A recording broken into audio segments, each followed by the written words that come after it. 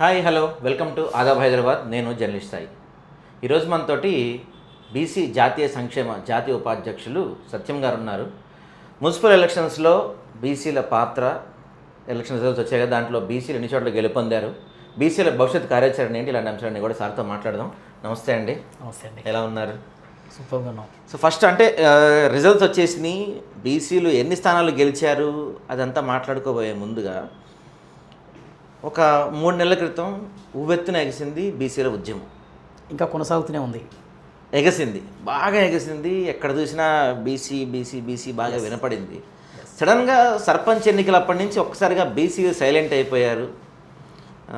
Basheerbagh press క్లబ్లో press meet, Somajiguda press క్లబ్లో press meet, Indira park దగ్గర ధర్నా, అది తప్ప బీసీ చేసింది ఏమీ లేదు. పైగా పార్టీ పరంగా 42% రిజర్వేషన్లు ఇస్తామన్నారు. ఫస్ట్ యాక్చువల్గా చట్టబద్ధత చేస్తా అన్నారు, కానీ పార్టీల పరంగా ఇస్తా అంటే బట్టలొప్పు తీసుకొడతా అని ఆర్ కృష్ణయ్య గారు చాలాసార్లు చెప్పారు. పార్టీల పరంగానే కూడా ఇవ్వలేదు.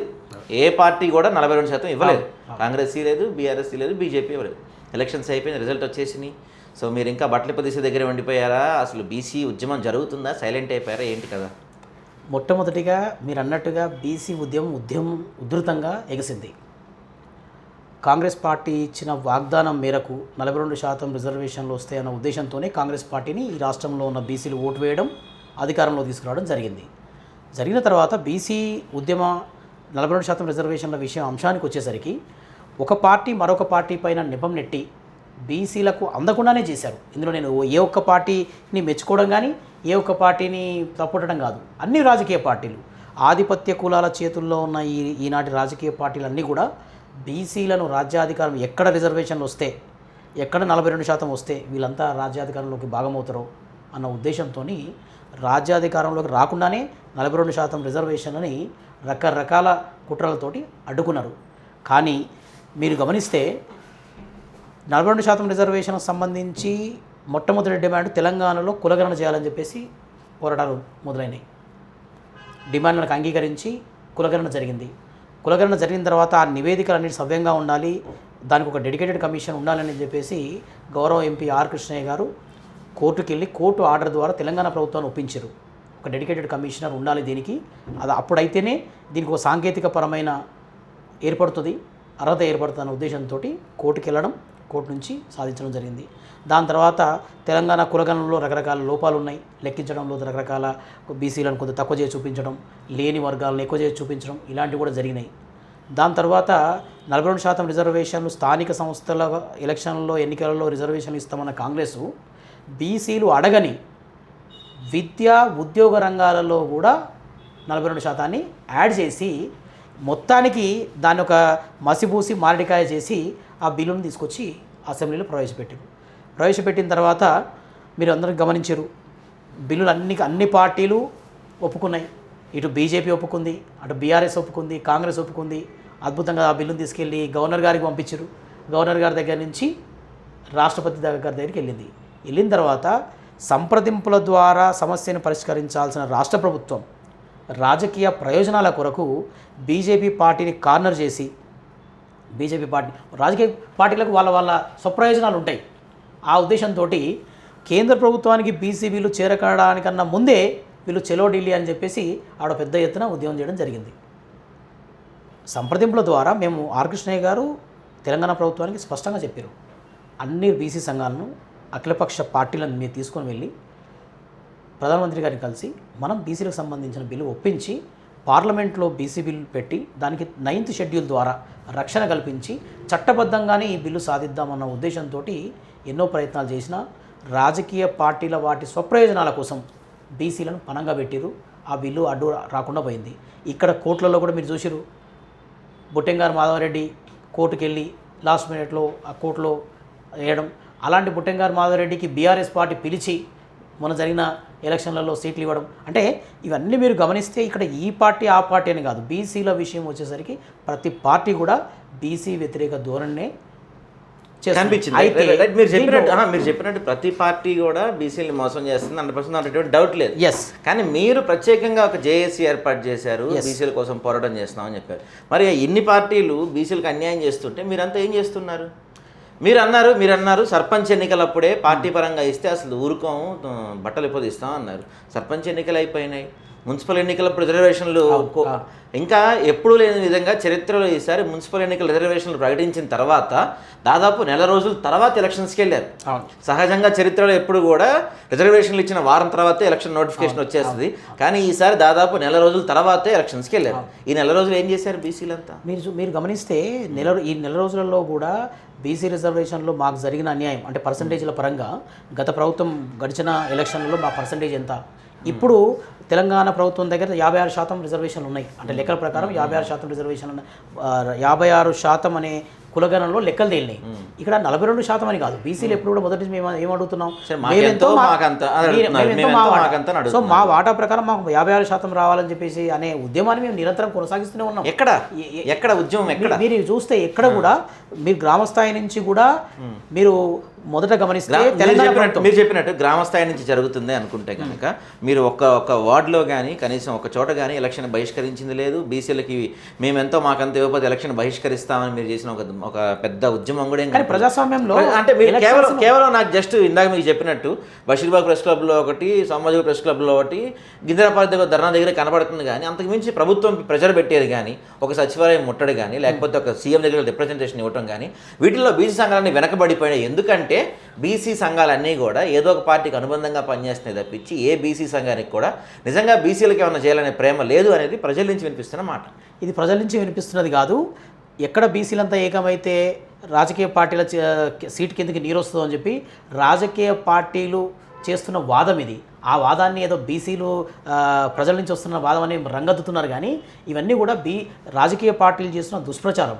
మీరు చూస్తే మన రిజర్వేషన్కి సంబంధించి రాష్ట్ర బంద్ పిలిపిస్తే అద్భుతంగా అంటే గడిచిన మీరు తెలంగాణ ఉద్యమం సమయంలో ఏ రకంగా అన్ని వేదికలు అన్ని రకాల ఉద్యమ సంస్థలన్నీ కూడా ఏకతాటిపైకి వచ్చి తెలంగాణ బంద్కు అద్భుతంగా ఏ రకంగా చేశారో ఆ రోజు మీరు చూస్తే అద్భుతంగా తెలంగాణ బంద్ బ్రహ్మాండంగా జరిగింది. సేమ్ మీరే తీసుకొచ్చారు ఆ పాయింట్, బంద్ పాయింట్ మీరే తీసుకొచ్చారు. తెలంగాణ ఉద్యమంతో సమానంగా బంద్ జరిగింది. కానీ తెలంగాణ ఉద్యమం తర్వాత ఒక బంద్ చేసిన తర్వాత వరుసగా వారానికి ఒకటో నెలకు ఒకటో సకల జనుల సమ్మె కావచ్చు, సాగరహారాలు కావచ్చు, ఇలాంటి వరుసగా భారీ ఎత్తున రాష్ట్ర స్థాయిలో అందరినీ ఏకం చేసే ఉద్యమాలు జరిగాయి. కానీ ఇక్కడ మీరు చెప్పిన బంద్ తర్వాత రాష్ట్ర స్థాయి బీసీలందరినీ ఏకం చేసే ఒక కార్యక్రమం జరిగిందా? మీరు గమనిస్తే ఆర్ కృష్ణ గారి నేతృత్వంలో మన ఇక్కడ ఇందిరా పార్క్ వేదికగా బ్రహ్మాండంగా కార్యక్రమాలు చేసాం, జరిగింది. నిరాహార దీక్ష కార్యక్రమం నిర్వహించాం. దాని తర్వాత రిలే నిరాహార దీక్షలు చేశారు. మీరు చెప్పిన ఇందిరా పార్క్ దగ్గర ఒకటి జరిగింది, అప్పుడే చెప్తున్నా కదా. ఒకటి కాదు, ఇప్పుడు బీసీల ఉద్యమ సంస్థలు కానీ బీసీ కుల సంఘాలు కానీ వేరువేరు వేదికల ద్వారా పోరాటాలు చేస్తున్నాయి. మీరు దీన్ని గమనిస్తే తెలంగాణ ఉద్యమం అనేది రాష్ట్రానికి సంబంధించిన సమస్య. అది తెలంగాణ పౌరులంతా అందరూ వచ్చారు. దాంట్లో కూడా తెలంగాణ ఉద్యమం జరిగినప్పుడు కూడా మీరు గమనిస్తే దాదాపుగా 1200 జేఏసీలు ఏర్పడినాయి. అన్ని రకాల వేదికలను ఒక తాటిపైకి తీసుకురావడం జరిగింది. అయితే ఇవన్నీ కూడా ఎప్పుడు కూడా భావజాల వ్యాప్తి ద్వారా జరుగుతుంది. ఎగ్జాక్ట్లీ మీరే ఇప్పుడు పాయింట్ తీసుకొచ్చారు. అప్పుడు దాదాపు 1200 జేఏసీలు అన్నీ ఒక తాటిపైకి వచ్చాయి. కానీ ఇప్పుడు దాదాపు బీసీలో ఉన్న ఒక 100-200 జేఏసీలు ఎవరికి వాళ్ళు అనుబంధంగా ఇష్టానుసారంగా పనిచేస్తున్నారు. వీళ్ళందరినీ కలిపే నాయకుడు లేడు బీసీలో. అది స్పష్టంగా ఆ లోటు కనిపిస్తుందని చాలా మంది బీసీలే చెప్తున్నారు. లేదు, ఆర్ కృష్ణయ్య గారు పూర్తిగా అన్ని కుల సంఘాలను ఏకం చేస్తూ ఏ కార్యక్రమం చేసినా అంటే ఇక్కడ ఈ బీసీలోనే చాలా మంది నాయకులు, ఎందుకంటే నేను చాలా మంది బీసీ జేఏసీ నాయకులను ఇంటర్వ్యూలు చేశాను. వాళ్ళందరూ చాలా మంది చెప్తున్న మాట ఏంటంటే ఆర్ కృష్ణయ్య గారి వయసు అయిపోయింది, ఆయన ఇప్పుడు యాక్టివ్గా పాల్గొనలేకపోతున్నారు, ఆయన తర్వాత ఒక ఆల్టర్నేటివ్ రావాల్సిన అవసరం ఉంది, ఆ ఆల్టర్నేటివ్ లేరు, అందుకే బీసీ ఉద్యమం బలంగా ముందుకెళ్ళట్లేదని చాలా మంది బీసీ నాయకులు నాతో చెప్తున్నారు. లేదు, ఇది పూర్తిగా అవాస్తవం. జాతీయ బీసీ సంక్షేమ ఆర్ కృష్ణయ్య గారు ఆరోగ్యంగా బ్రహ్మాండంగా ఉంది. ఆయనకేమి 70 సంవత్సరాలు అనేది మీ భారతదేశం ఈ మన భారతదేశ ప్రధాని వయసుగా పోల్చుకున్నా ఆర్ కృష్ణ వయసు ఏదో పెద్ద వయసు కాదు. అలా అని ఆయన ఉద్యమంలో మాకన్నా కూడా అంటే యువకులతో పోటీ పడుతూ ఆయన ఎప్పుడు కూడా ఉద్యమ పంతాన్ని కొనసాగిస్తూనే ఉంటారు. అంటే ఆర్ కృష్ణయ్య గారి ఉద్యమం మొదటి నుంచి చూసుకుంటే ఆయన విద్య కోసం ఉద్యోగం కోసం పోరాటం చేశారు. స్వయంగా నేనే ఆర్ కృష్ణయ్య గారిని అడిగాను, ఆయనే చెప్పారు నిజంగానే నేను విద్య కోసం ఉద్యోగాల కోసం చూసా కానీ రాజకీయంగా బీసీలను చైతన్యపరచడంలో నేను కొంచెం వెనకబడ్డానని చెప్పి ఆయన స్వయంగానే ఒప్పుకున్నారు. అయితే ఈ విషయాన్ని మనం ఎట్లా గమనించాలంటే మీరు 78 సంవత్సరాల భారతదేశ స్వతంత్ర దేశంలో బీసీల స్థితిగతులు గమనించినప్పుడు ఆర్ కృష్ణ గారు ఉద్యమం 50 సంవత్సరాల క్రితం మొదలుపెట్టినప్పుడు 45-50 సంవత్సరాల క్రితం మొదలుపెట్టినప్పుడు బీసీలలో రాజకీయ చైతన్యం ద్వారా మాత్రమే ఇవన్నీ సాధ్యమన్న విషయాన్ని గమనించరు. కానీ రాజకీయ చైతన్యం కావాలి అంటే దానికి విద్య కావాలి, అనేసి చెప్పేసి ఆయన మొదటి నుంచి కూడా విద్య కొరకు, స్కాలర్షిప్ల కొరకు, ప్రభుత్వ హాస్టళ్ల కొరకు, గురుకులాల కొరకు ఆయన పోరాటాన్ని తీవ్రం చేసి కొన్ని వేలాది మంది ప్రభుత్వ ఆధ్వర్యంలో హాస్టళ్లలో, గురుకులాలలో చదువుకోవడం ద్వారా చైతన్యం వస్తున్న ఉద్దేశంతో చదువును ముందుగా ఆ వైపు పోరాటం ఇది మొదటి దశలో బీసీ ఉద్యమాన్ని మీరు మూడు దశల్లో దాన్ని గమనిస్తే మొదటి దశ బీసీలకు విద్యను అందించాలి. విద్యను అందించినప్పుడే వాళ్ళు జరుగుతున్న నష్టం ఏంది, కష్టం ఏందనే విషయాన్ని తెలుసుకుంటారు, చైతన్యం పొందుతారు. ఆ ఉద్దేశంతో ఆయన మొదటి దశలో పూర్తిగా విద్యార్థులకు, బీసీలకు విద్యను అందించాలన్న అంశం పైననే ఆయన పూర్తి కాలం హాస్టళ్ల కోసం కానీ, ఉన్నత విద్య అందించాలన్న ఉద్దేశంతో ఫీజు రియంబర్స్మెంట్ కానీ ఇవన్నీ జరిగినాయి. దీనివల్లనే కొన్ని లక్షలాది మంది ఈరోజు బీసీ బిడ్డలు, బలహీన వర్గాల బిడ్డలు స్కాలర్షిప్ల ద్వారా, ఫీజు రియంబర్స్మెంట్ ద్వారా సాఫ్ట్వేర్ కంపెనీలో మంచి మంచి ఉద్యోగాలు. అదే ఇక్కడ ఒక నానుడి ఉంది, ఏంటంటే నానుడి ఉంది ఇప్పుడున్న రాజకీయ నాయకులు. నన్ను పూర్తి చేయనివ్వండి. దీంట్లో ఎట్లా జరిగిందంటే ఈ ఉద్యమ పంతా ఎట్లా జరిగిందన్న విషయంలో మొదటి దశలో పూర్తిగా మనం విద్య కోసం కేటాయించారు. ఆయన ఏ రోజు చూసినా మీరు గవర్నమెంట్ హాస్టల్ ఎక్కడ లేని హాస్టల్ ఉన్నాయి, వేలాది హాస్టళ్లు తెలంగాణ ఉమ్మడి తెలుగు రాష్ట్రాలలో ఉన్నాయి. మీరు బీసీలు ముఖ్యమంత్రిగా ఉన్న మిగతా రాష్ట్రాల్లో చూసినా ఎక్కడ కూడా లేవు. అంటే అది పూర్తిగా కృష్ణన్న గారి ఉద్యమ ఫలితం. ఆయన గొంతెత్తి బీసీలకు విద్య అందించాలన్న ఉద్దేశంతో పోరాటం చేయడం ద్వారా ఈ రకంగా ముందుకెళ్ళి రెండవ దశలో ఉద్యోగ అవకాశాల కోసం, ఉద్యోగ ప్రమోషన్లో జరుగుతున్న అన్యాయాల కోసం అనే పోరాటం కొనసాగించారు. నిరుద్యోగుల తరపున పోరాడారు. ఎన్నో వేలాది రిక్రూట్మెంట్లలో, పోలీసు రిక్రూట్మెంట్లలో కానీ, గ్రూప్ 1, గ్రూప్ 2 వాటిలలో కానీ ఎన్నోసార్లు బీసీలకు అన్యాయం జరిగితే ఆయన గొంతెత్తి మాకు రావాల్సిన, అంటే వాళ్ళు క్రిమి లేయర్ విషయంలో కానీ, బీసీలకు రిజర్వేషన్లు అందించే విషయంలో కానీ లెక్కల్లో కూడా ఎన్నోసార్లు ఎన్నో విషయాలలో కూడా ఆయన పోరాట ఫలితంగా కొన్ని వేలాది మంది అవకాశాలు పొందడం జరిగింది. ఉద్యోగాల కోసం కూడా మీరు ఎందుకు వేయరు? ఇప్పుడు 27% ఉద్యోగ రిజర్వేషన్లు ఉన్నాయి మనకు. మీరు ఉద్యోగాలు నోటిఫికేషన్ ఎందుకు వేయరు? మీరు భర్తీ చేయాల్సిందే అన్న ఉద్దేశంతో కొన్ని వందల ప్రోగ్రామ్స్ చేశారు. ఆయన ప్రభుత్వాల మీద ఒత్తిడి తీసుకొచ్చారు. ఉద్యోగాలలో కూడా చేశారు. అంటే చదువుకున్న వాళ్ళకి నెక్స్ట్ దశలో ఉద్యోగాలు. అంటే ఇక్కడ కాస్త ఆర్థిక స్థిరత్వం వచ్చింది బీసీలలో. అంటే చైతన్యం వచ్చింది, దాని తర్వాత కాస్త ఆర్థిక స్వాతంత్రం వచ్చింది. ఇప్పుడు ఆర్థిక స్వాతంత్రము, చైతన్యం పొందిన బీసీ వర్గాలను రాజ్యాధికారం వైపు నడిపించే దశ నడుస్తుంది. ఈ దశలో కాంగ్రెస్ ప్రభుత్వం ఇచ్చిన వాగ్దానం అనుకోండి, కేంద్ర ప్రభుత్వంలో ఆర్ కృష్ణన్న గారు బీజేపీ ప్రభుత్వం ఎంపీ అయి ఉండి కూడా నిన్న కూడా రాజ్నాథ్ సింగ్ గారిని కలిసి ప్రత్యేక మంత్రిత్వ శాఖ ఏర్పాటు చేయాల్సిందే. దాదాపుగా 56% ఉన్న ఈ దేశ బీసీలకు వాళ్ళ మంచి చెడు చూసుకోవడానికి మంత్రిత్వ శాఖ లేదు. అడవులకు ఉంది, యానిమల్లకు ఉంది, చెట్లకు, పుట్లకు కూడా, ఫారెస్ట్లకు కూడా మంత్రిత్వ శాఖలు ఉన్నాయి. మత్స్య శాఖ అనే పేరుతోటి మత్స్య శాఖ కూడా ఉంది. మరి బీసీలకు కూడా ఉంటే ఆ బీసీలకు బడ్జెట్లో కేటాయించిన వాళ్ళ నిధులను సక్రమంగా ఖర్చు చేయడానికి ఉండాలనే ఉద్దేశంతో కేంద్ర ప్రభుత్వం మీద కూడా పోరాటం కొనసాగుతూనే ఉంది. మీరు కేంద్ర ప్రభుత్వం ఈ మధ్య కాలంలో ఒప్పుకున్న జనగణనలో కులగణన అంశం కూడా ఆర్ కృష్ణన్న గారు 20 సంవత్సరాలు 30 సంవత్సరాల నుంచి పోరాటం చేస్తారు. మా లెక్క తేల్చండి, లెక్క తెలిస్తే మేము చేస్తాం. అంటే ఉద్యమ పంతాన్ని మీరు మనం తక్కువ చేసి మాట్లాడుతున్నాం. ఇందాక మీరే చెప్తున్నారు ఆర్ కృష్ణయ్య గారి పోరాటం వల్లే జనగణనలో కులగణన యాడైంది అని. మరి రాష్ట్రంలో ఆల్రెడీ పూర్తయిన కులగణనకి సంబంధించి ఆర్ కృష్ణయ్య గారి కేంద్రంపై ఏం ఒత్తిడి తీసుకొచ్చారు? ఏ విషయంలో? కులగణన ఇక్కడ చేశారు వీళ్ళు, దాన్ని 9th షెడ్యూల్లో పెట్టాలంటే కేంద్రం తలుచుకుంటే 5 నిమిషాల్లో అయిపోయే పని. వాళ్ళు అక్కడ రాజ్యసభలో కావచ్చు, లోక్సభలో కావచ్చు, వాళ్ళకి ఫుల్ మెజార్టీ ఉంది. రాష్ట్రపతి గారు కూడా మోడీ అక్కడి నుంచి సిఫార్సులు వెళ్తే అయిపోతాయి.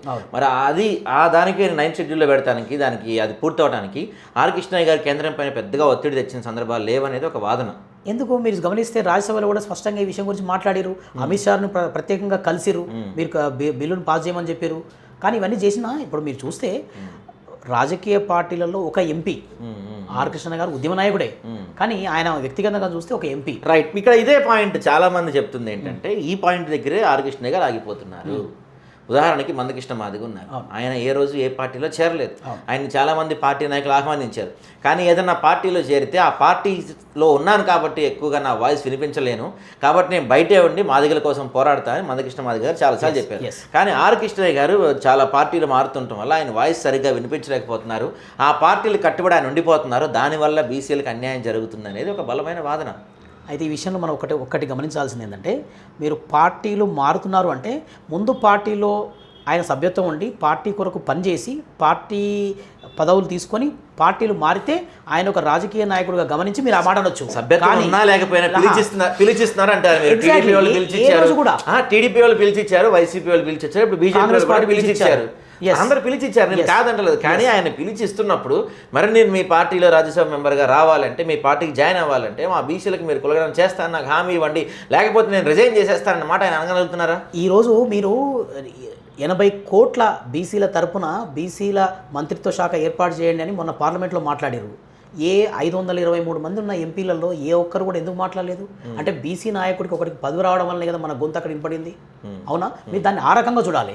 మీరు అంటే ఈ గ్యాప్ లో రాష్ట్రానికి అన్యాయం జరుగుతుంది కదా, రాష్ట్రంలో బీసీలకు అన్యాయం జరుగుతుంది కదా. ఇప్పుడు మున్సిపల్ ఎలక్షన్స్ అయిపోయినాయి, సర్పంచ్ ఎలక్షన్స్ అయిపోయినాయి, ఇక రేపు జిహెచ్ఎంసీ ఎలక్షన్స్ లో కూడా నమ్మకం లేదు 40% వస్తుంది. పోతే నెక్స్ట్ ఇంకా ఎలక్షన్స్ వచ్చేసేట్టు ఉన్నాయి. కాంగ్రెస్ పార్టీ వీటన్నిటికీ కూడా ఒకటే ఆయుధం, ఒకటే మందు. జనగణనలో కులగణన అనేది రాష్ట్ర ప్రభుత్వాలు చేస్తే కాదు, కేంద్ర ప్రభుత్వం చేయాలి. రాజ్యాంగం నిర్వహించిన దాని ప్రకారము రాష్ట్ర ప్రభుత్వాలు చేసే వాటికి రాజ్యాంగ పరిధిలో వాటికి అర్హత లేదు వాస్తవానికి. కాకపోతే ఇక్కడ జనగణన చేయడం వల్ల మనకు సంబంధించిన వివరాలు వస్తాయని చెప్పి అయితే కేంద్రం కులగణన చేస్తా అని చెప్పింది, కానీ ఆ కులగణన రిపోర్ట్ ఆధారంగా రిజర్వేషన్లు రీషెడ్యూల్ చేస్తా అని కేంద్రం ఎక్కడ కూడా చెప్పలేదు. వాస్తవమే. కానీ మీరు వివిధ రాష్ట్రాల్లో జరుగుతున్న రిజర్వేషన్లో జరుగుతున్న అన్యాయాలపైన మనం ఎప్పుడైనా సుప్రీంకోర్టుకి వెళ్ళినప్పుడు సుప్రీంకోర్టుకు తీర్పులను కనుక మీరు గమనిస్తే ప్రతిసారి కూడా ఒకటే మాట చెప్తుంది, మీ లెక్కలు మా దగ్గర లేవు, మీ లెక్కలు తీసుకొని వస్తే. సుప్రీంకోర్టు మీ లెక్కలు మా దగ్గర లేవు దానికన్నా 50% రిజర్వేషన్లు దాటకూడదన్న సుప్రీంకోర్టు క్యాప్ ఉంది కాబట్టి దాన్ని దాటుకొని వెళ్ళట్లేదని చెప్తున్నారు. సుప్రీంకోర్టు గ్యాప్ అనే విషయం ఎక్కడ చెప్పలేదు. మరి క్రిమిలేయర్ విషయంలో ఎట్లా దాటింది 50%? క్రిమిలేయర్లో ఉన్న 3 అంశాలు దాటి వెళ్ళగలిగితేనే 50% వస్తాయి. ఏం ఎగ్జాక్ట్లీ. అందుకని మనమే 50% దాటి ఎక్కడ ఒక తమిళనాడులో అది కూడా అప్పుడు 9 షెడ్యూల్లో పెట్టారు కాబట్టి వచ్చింది. కానీ మీరన్న క్రిమిలేయర్లో 3 అంశాలు ఉన్నప్పటికీ కూడా క్రిమిలేయర్లో ఉన్న 3 అంశం ఏంటి? 50% దాటకూడదనే 3వ ఇదే క్రిమిలేయర్లో 3rd పాయింట్. ఎక్కడ కూడా రాజ్యాంగాలు ఇప్పుడు కోర్టులు ఇచ్చిన జడ్జిమెంట్లే అల్టిమేట్ కాదు. ఈ దేశంలో ఉన్న ప్రజలకు ఏదైనా చెందాలి అంటే రాజ్యాంగ సవరణ జరగాలి అంటే బీసీల లెక్క తేలాలి.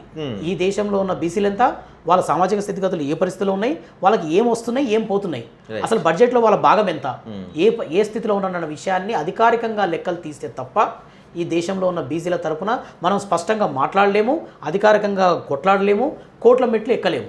కాబట్టి కేంద్ర ప్రభుత్వం త్వరలో జరగబోయే కులగణన ఏదైతే ఉందో అది భారతదేశంలో ఉన్న బీసీల పట్ల బీసీల చేతిలో ఉన్న పాశుపతాస్త్రం. అది గనక నిజంగా మొత్తం పూర్తిగా సవ్యంగా జరిగితే 2027 కల్లా పూర్తి చేయగలిగితే దాని తర్వాత 27 ఎండింగ్ కల్లా పూర్తి అవుతుంది. పూర్తి అయిన తర్వాత ఎవరి వాటా ఎంత అనేది విషయంలో జనాలు కూడా మీరు గమనించండి, ఒకప్పుడు ఉన్నంత అదిగా కాకుండా బీసీలలో కూడా అద్భుతమైన చైతన్యం వచ్చింది. మనం ఎక్కడ నష్టపోతున్నాం అనే విషయాన్ని గమనిస్తున్నారు. ఏం కోల్పోతున్నాం అసలు? 53 లక్షల కోట్ల బడ్జెట్లో ఆ బడ్జెట్ నిధులను ఖర్చు చేసే విధానంలో కాంట్రాక్టర్లు ఎవరి చేతిలో పోతున్నాయి, నిధులు ఎట్లా ఖర్చు అవుతున్నాయి, ఖర్చు చేసే విషయంలో మన చేతికి ఏమొస్తుంది? చివరికి ఒక బీసీకి, ఈ దేశంలో ఉన్న ఒక బీసీకి వ్యక్తిగత సంక్షేమ పథకాల కింద ఎంత ఖర్చు పెడుతున్నాం, తిరిగి మనం ఏమిస్తున్నాం అన్న విషయాలు ప్రతి ఒక్కరు కూడా లెక్కలకు వస్తున్నాయి. కాబట్టి ఇదే బీసీ సంక్షేమ సంఘాలు ఉద్యమంలో ఉన్న అన్ని బీసీ సంక్షేమ సంఘాలు కూడా ఏ బీసీ సంఘాలైనా ఉద్యమకారులైనా బీసీలను చైతన్యపరచడానికే ఉన్నారు. ఆ చైతన్యంలో భాగంగానే ఇవన్నీ జరుగుతున్నాయి. ఇదంతా దీన్ని మనం ఎట్లా చూడవచ్చు అంటే భారతదేశ స్వాతంత్ర ఉద్యమం జరిగినప్పుడు భారతదేశ జనాభా 30 కోట్లు. 30 కోట్ల భారతదేశ జనాభాని ఏకతాటిపైకి తీసుకొచ్చి, ఏకతాటిపై అంటే ఎన్నో భిన్నాభిప్రాయాలు ఉన్నాయి, అభిప్రాయ భేదాలు ఉన్నాయి. స్వాతంత్ర ఉద్యమంలో కూడా ఎంతో వందలాది మంది నాయకులు వాళ్ళ జీవితకాలం త్యాగాలు చేసి సుదీర్ఘకాల పోరాటం చేస్తేనే భారతదేశం వచ్చింది. ఒక్క రాష్ట్రాన్ని మనం సాధించుకోవడానికి దాదాపుగా 60 ఏళ్ళకు పైగా కొట్లాడాల్సి వచ్చింది. మరి ఈరోజు భారతదేశ జనాభా 84 కోట్ల బీసీలు, 140 కోట్లలో 84 కోట్ల బీసీలు, 84 కోట్ల సమస్య బీసీ సమస్య. ఇలాంటి సమస్య ఉద్యమం అనేది సుదీర్ఘకాలం పోరాడుతుంది. మనం ఓన్లీ రాష్ట్ర పరంగా మాట్లాడుకుంటే కనుక బీసీల్లో కొన్ని అభిప్రాయ భేదాలు ఉన్నాయి. అంటే ఇప్పుడు మొన్న వీళ్ళు కులగణన చేసిన తర్వాత కూడా బీసీలని ఏబీసీడీలుగా వర్గీకరించాలి అని కొంతమంది డిమాండ్ చేస్తున్నారు. తర్వాత కొంతమంది ఇందాక మీరే అన్నారు, ఆర్ కృష్ణయ్య గారి దగ్గర పనిచేసిన వాళ్ళు కావచ్చు, ఉద్యమంలో పనిచేసిన వాళ్ళు కావచ్చు, వీళ్ళందరూ తర్వాత ఎవరికి వాళ్ళు అంటే కొంత హైలైట్ అవుతున్నాము, కొంత ప్రజాదరణ పొందుతున్న వాళ్ళందరూ కూడా ఏదో పార్టీ పంచం చేరి ఏదో పార్టీ వాళ్ళని క్యాప్చర్ చేసి వాళ్ళకు ఒక పదవి ఏదన్నా ఒకటి ఇచ్చేసి వాళ్ళని సైలెంట్ చేసిన పరిస్థితి కనపడుతుంది. కొంతమంది సొంతంగా పార్టీలు కూడా పెట్టారు. మీరు చెప్పిన దాని ప్రకారం ఇప్పుడు ఈ ఎన్నికల్లో బీసీల ఉద్యమం బాగుండి బీసీలో ఒకవేళ సంఘటితంగా పనిచేసి ఉంటే కనుక బీసీల రిప్రజెంటేటివ్స్ అని చెప్పి పార్టీలు పెట్టుకున్న వాళ్ళు ఎవరు కూడా ఎన్నికల్లో మన మున్సిపల్ ఎన్నికల్లో పెద్దగా పర్ఫామ్ చేసింది లేదు. అనుకున్నట్టే అధికార పార్టీ మంచిగా పర్ఫామ్ చేసింది, బీఆర్ఎస్ పర్ఫామ్ చేసింది, కానీ బీసీ రిప్రజెంటేషన్ ఎక్కడ కనపడలేదు. సరే, సర్పంచ్ ఎన్నికలు అయిపోయాయి, మున్సిపల్ ఎన్నికలు అయిపోయాయి. నా అంచనా ప్రకారం బహుశా మరో 15 రోజుల్లోపే మనకి ఎంపీటీసీ జెడ్పీటీసీ ఎన్నికలు కూడా నోటిఫికేషన్ రాబోతుంది. ఇప్పటికైనా బీసీల నుంచి ఈ ఎంపీటీసీ జెడ్పీటీసీలైనా మాకు పార్టీల పరంగా ఇవ్వండి అని అడగగలిగే దమ్ము ధైర్యం బీసీలకు ఉందా, లేదంటే సర్పంచ్ మున్సిపల్ ఎన్నికల్లో ఉన్నట్టుగా సైలెంట్గా ఉండిపోతారు? మేము ఖచ్చితంగా మొదటి నుంచి అడుగుతున్నాం. ప్రభుత్వం కూడా మొన్న కూడా కాంగ్రెస్ ప్రభుత్వం బీసీలకు మీరు చూస్తే 54% పైగా పార్టీపరమైన టికెట్లు ఇచ్చింది కాంగ్రెస్.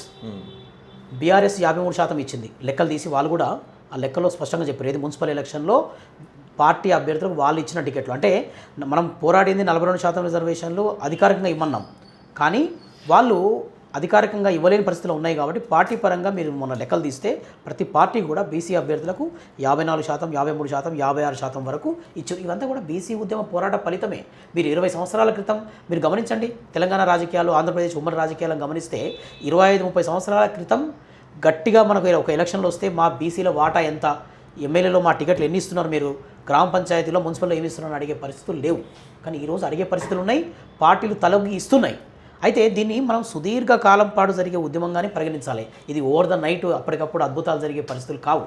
ఇది ఏదో వ్యక్తికో వ్యవస్థకు సంబంధించినది కాదు. ఈ దేశంలో ఉన్న 80 కోట్లకు పైగా ఉన్న జనాలకు సంబంధించిన సమస్య, అతి సున్నితమైన సమస్య.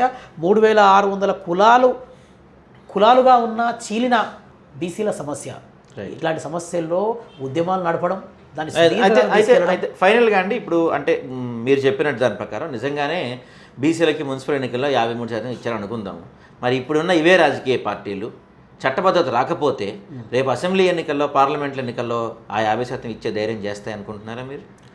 ఒత్తిడి తీసుకురావడం ప్రజాస్వామ్యబద్ధంగా పోరాటమే. ప్రజాస్వామ్య దేశంలో ఒక ఉద్యమ సంస్థకు ఉండే పరిమితులు ఉంటాయి. ఏం చేయగలుగుతాం?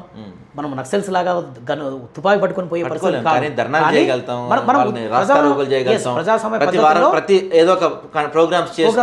ప్రొటెస్ట్ చేయగలుగుతాం, ప్రభుత్వాల మీద ఒత్తిడి తీసుకురాగలుగుతాం.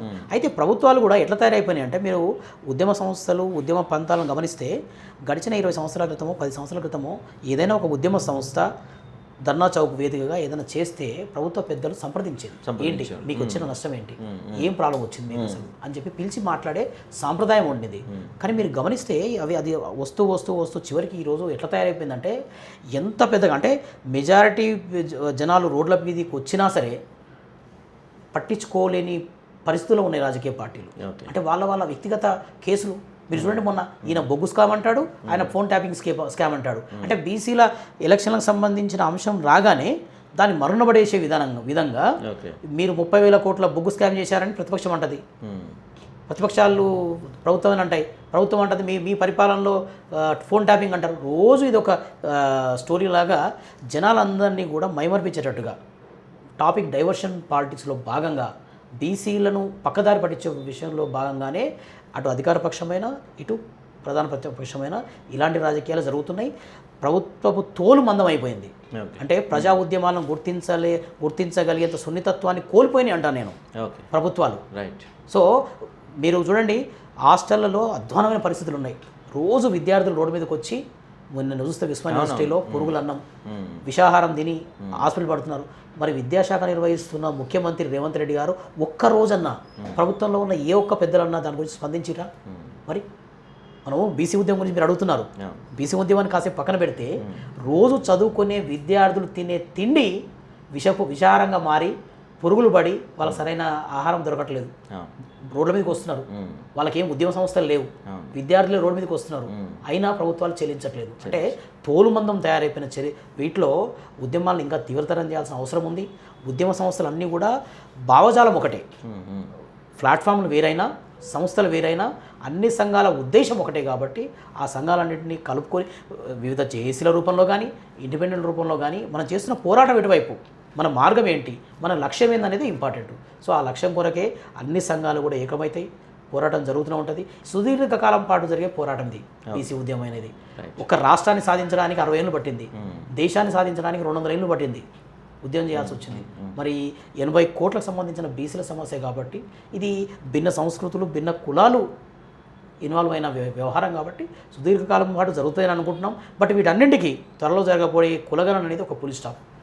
దాంట్లో మంచి వివరాలు మాకు వస్తే ఆ వివరాలను మేము ఆయుధంగా చేసుకొని మరింత పోరాటాన్ని ముందుకు తీసుకెళ్తాం. Thank you.